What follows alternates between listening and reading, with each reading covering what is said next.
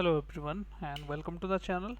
In this video guys, I'm going to guide you how to fix this issue in any Windows 10, 11, 7, 8. So if I want to open this drive, so I'm getting the error G drive is not accessible, access is denied.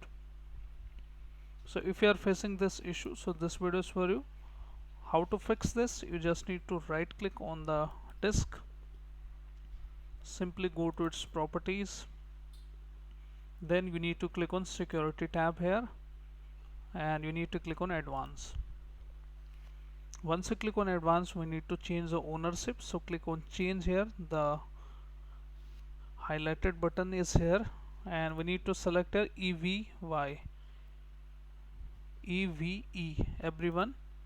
Everyone is selected. Click on OK, click on apply, click on OK, click on OK. Now click on OK. Now again we need to add the everyone users here. Go to security tab, click on edit. Now click on add.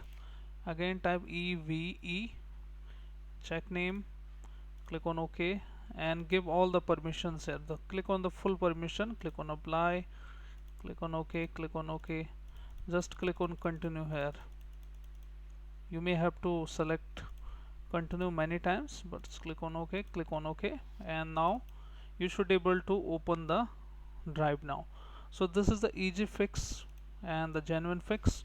So I hope guys your issue is fixed now. If your issue is fixed, then hit like, subscribe and share. Thank you. Thanks for watching.